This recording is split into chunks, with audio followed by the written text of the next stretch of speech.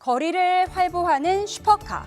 이러한 슈퍼카들의 80% 이상이 각종 세금 혜택을 누리는 법인차라는 통계가 나오면서 대책을 요구하는 목소리가 컸었죠. 결국 정부는 올해부터 취득가액 8천만 원 이상인 법인 차량에 연두색 번호판을 부착하는 제도를 시행했습니다. 네, 꽤 눈에 띄는 연두색이죠. 실제로 최근 거리에서 이런 번호판이 보이기 시작했습니다.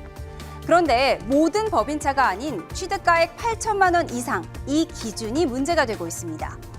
제도 시행 초반에는 부의 상징이 되는 것 아니냐 이런 우려가 제기됐는데 최근 통계를 보면요. 오히려 취득가를 거짓으로 낮춰서 연두색 번호판을 피하는 꼼수 법인차들이 있어서 제도 보완이 필요하다는 지적이 나오고 있습니다.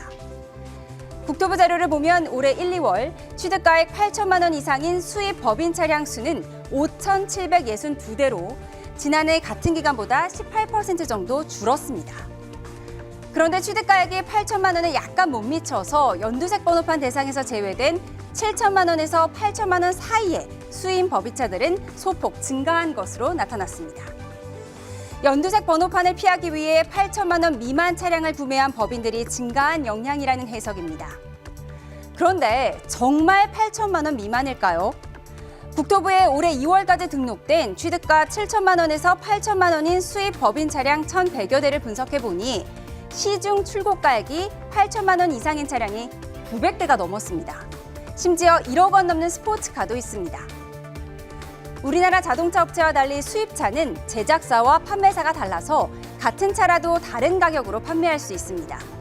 판매사 차원의 할인 행사, 프로모션으로 가격을 낮추는 건 정부도 막을 수 없다는 겁니다.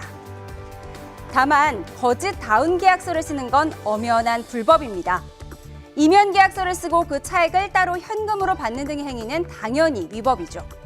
신고가액이 줄면 취등록세 등 각종 세금도 적게 내기 때문에 탈세의 소지가 있기 때문입니다.